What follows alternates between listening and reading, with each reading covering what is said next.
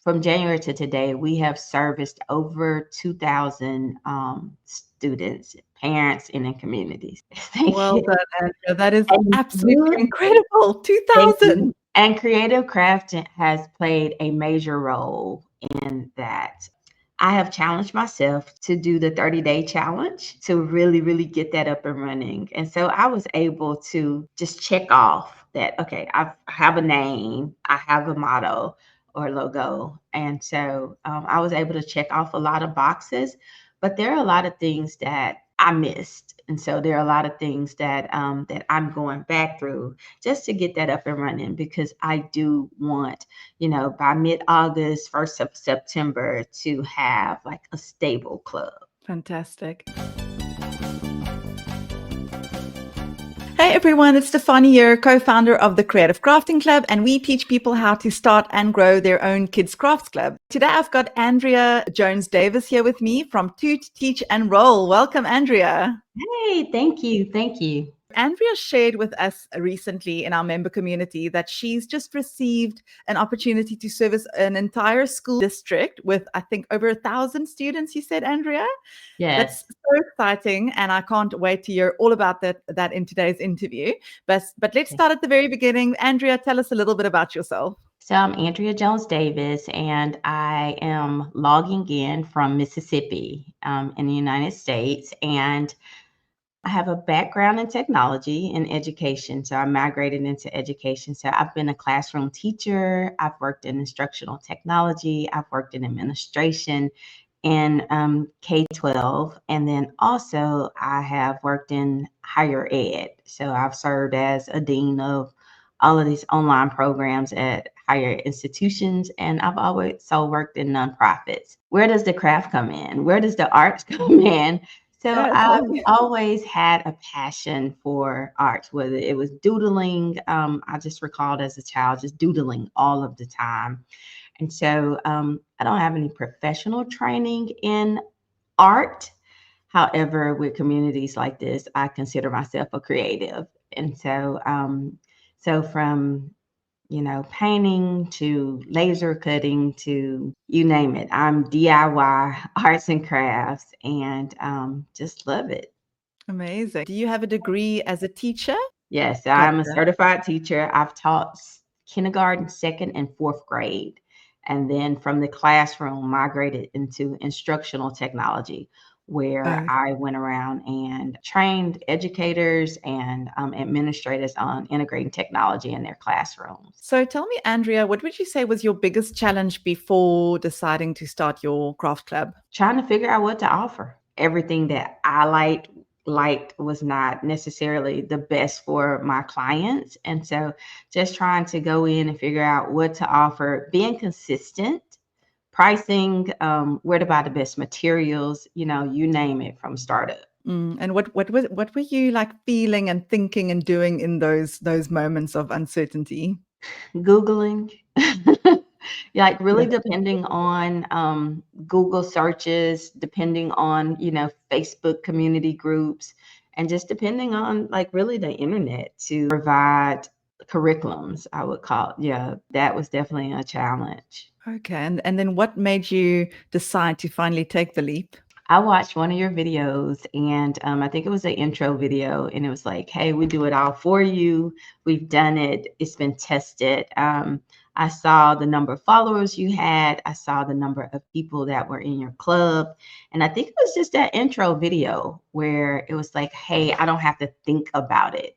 There are lessons that are already developed. And so it didn't take a lot for me to join. I think I was in another situation where it was like, hey, I need you to do it, whether it was a birthday party or, a school event or a community event. It's like, I needed some help. I needed some organization. I needed, really some direction on some flushed out lessons where I could just go in and choose what was related to the themes that our themes. And I found you. I think I found you on social media and immediately joined.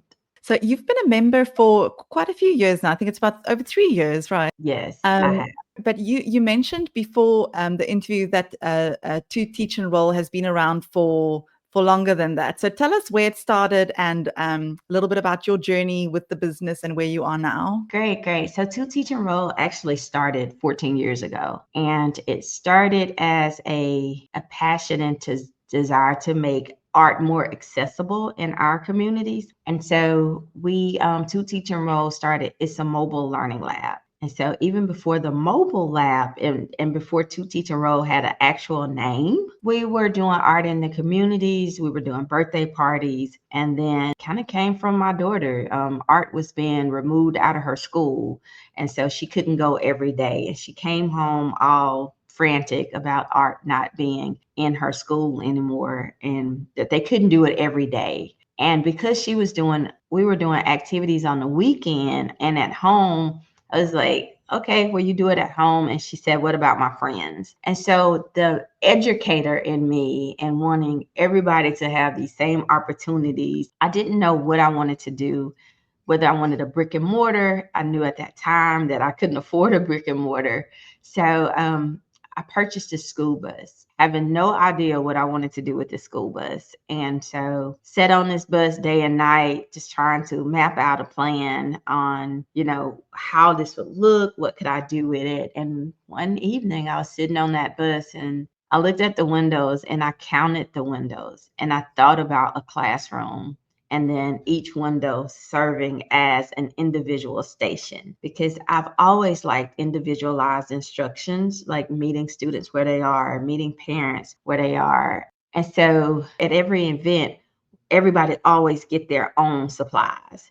And so I thought about these windows and individual stations. I immediately told my husband, we got to take the seats out, and so he said, how do we do that? And so we took the seats out and it was just trial and error from there. Sometimes people ask, well, how much did it cost to renovate? I have no idea because we still have screws that we never opened, or, it was such trial and error. And so that's when Toot Teach and Roll was born. So came up with a name, Toot Teach and Roll, from a friend.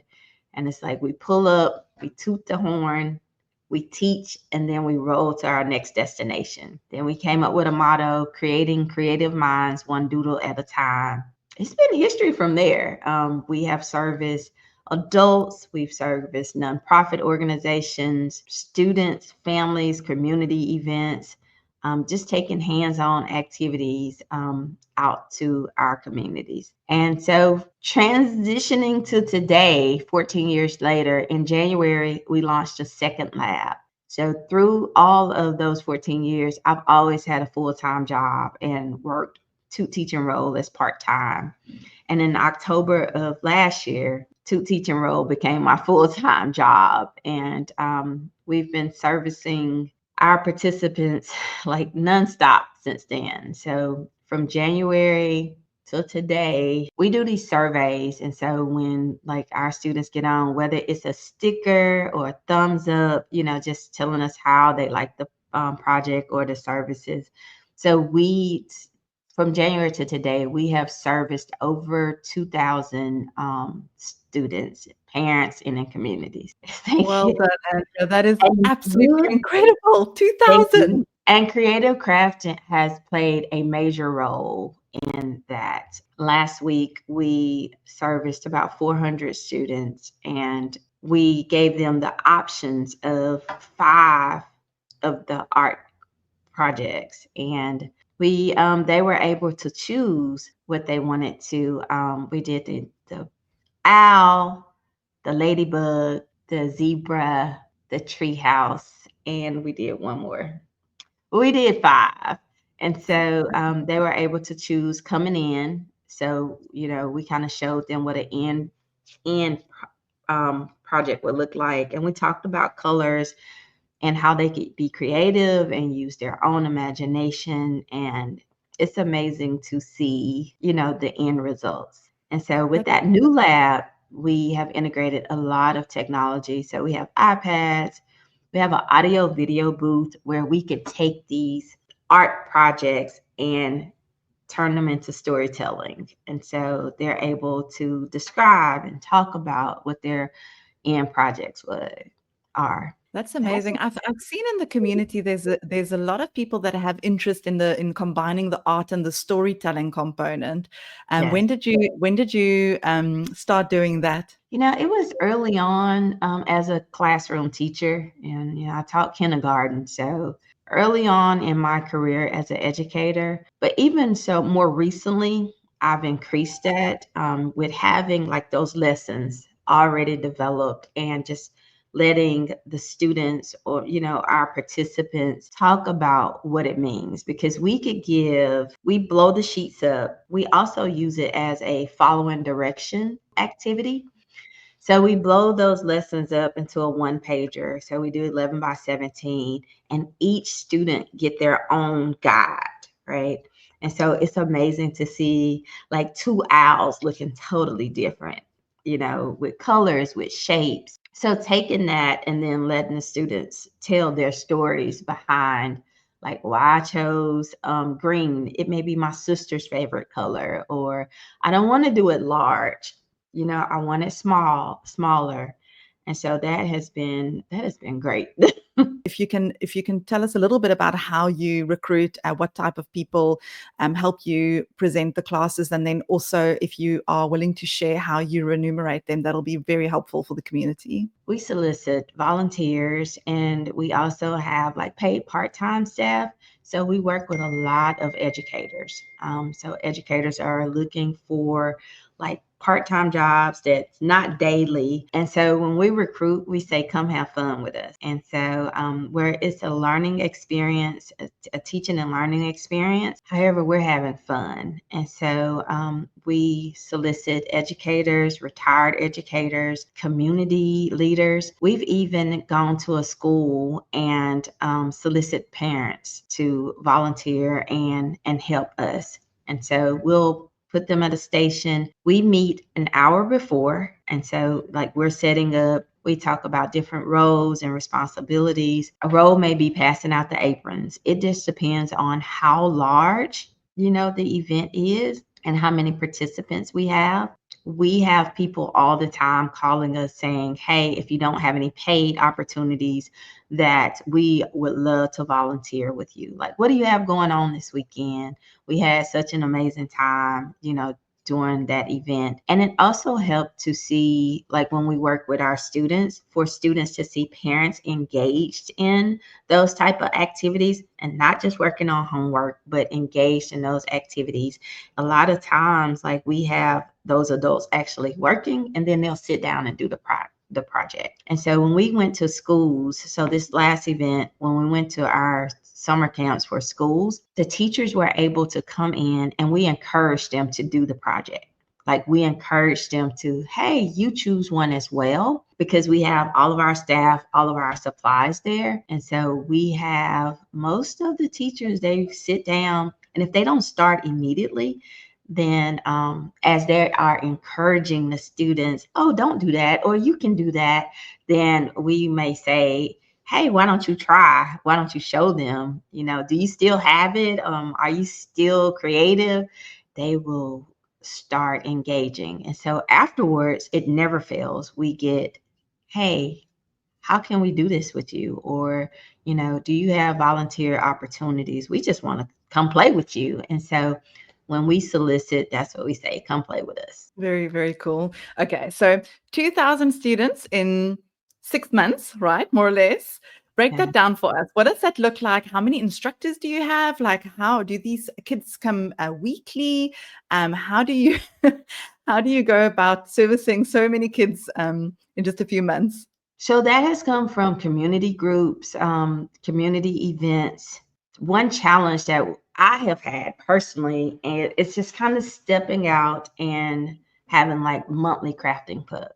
So that has been a real challenge for me. And I don't even know why. It's been a challenge just for the consistency, because usually when we go to schools, we go as field trips. So we don't see these students weekly or monthly. And so, but then we may see them in the community again, at a community event.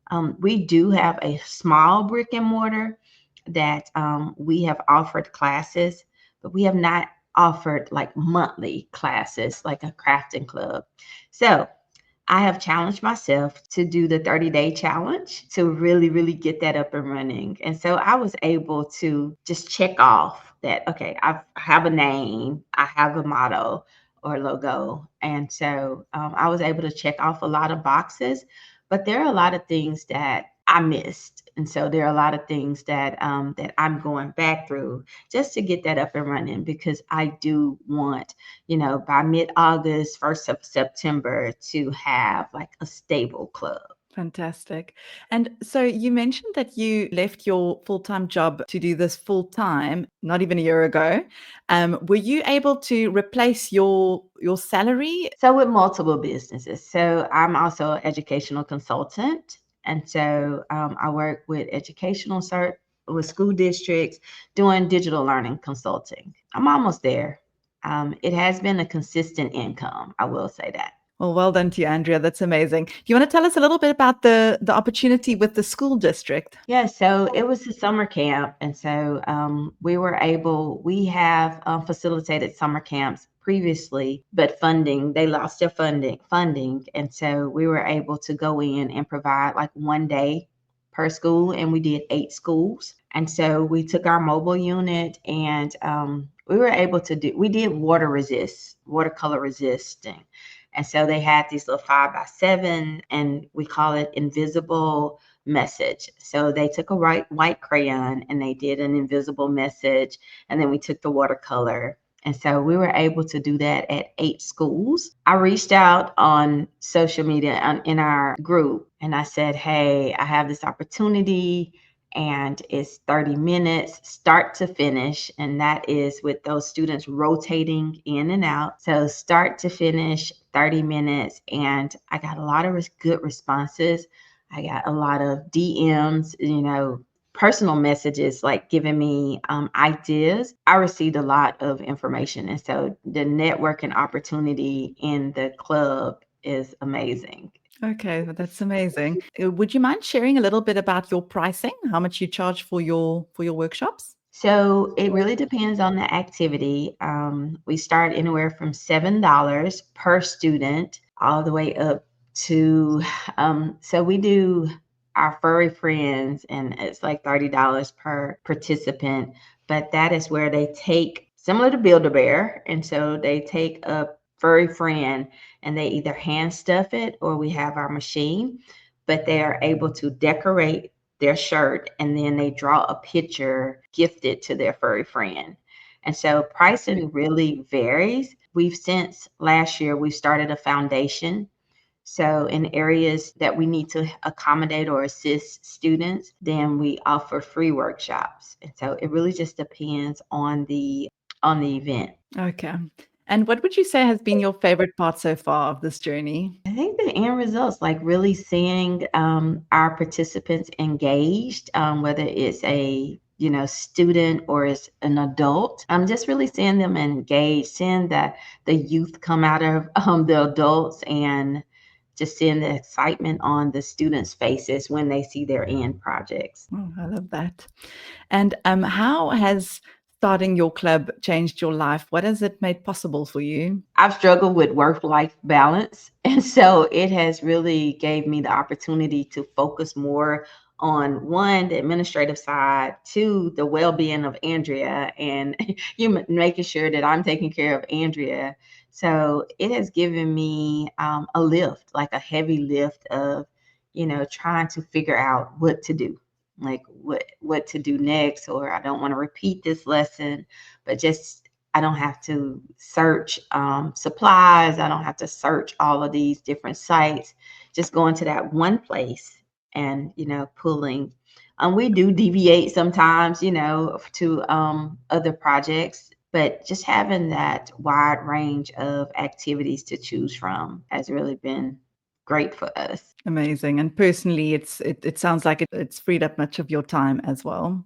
Most definitely. And okay, so now I must ask, what advice would you give for someone who's just starting out? The first tip would be to find a support system. You know, you can't figure it out all by yourself. So find a support system, a really good support system that no question is a dumb question. And you get that feeling from when you are in these groups. So find a support system and stay consistent. Like stay consistent. And whether you have one participant that sign up for your crafting club or no one shows up, just stay consistent with Mhm. it. Don't try to start so large. I used to think that having 5 students, to come to an event was like not a good thing, but I realize now that it's a great thing. And so Mm, to be able to offer those small classes and offer those individualized lessons. So absolutely. just And I stay love your consistent and don't give up. Yeah, that is the best advice. I totally agree. Consistency and just, keeping at it is the best advice. I have And one more. oh yes, absolutely. Don't Go. overbuy supplies. Yes. Like Yes. don't overbuy supplies in the beginning. Like buy them as needed. Don't We overbuy we supplies. made that mistake, so I hear you. Great advice. And then Andrea, how has the CCC Academy helped you on your journey? Just having those lessons there, being able to go through those lessons, those videos and tutorials, the lesson plans are fleshed out from A to Z. And so, just having, like I said, that community, having that curriculum just right there handy. Sometimes when I have friends over that have children, I'll run and go get a lesson or something and I'll just print it out and say, hey, while we're over here talking, here are some crayons or here's some we've been using a lot of tempera paint sticks, and so those paint sticks are great, Oh, they're awesome. to be on hand. Yes. So kids must love to come visit your place. I know, right? Oh, well, Andrea, thank you so much. That was really nice chatting to you, and congratulations on all you've achieved. It's really inspiring, and I know it's going to inspire so many people out there that are sitting there thinking, oh, should I do this or not? So huge Yes. congrats to you. Thank you so much for having me. Lovely chatting to you. All the best. Thank you. Bye. Bye.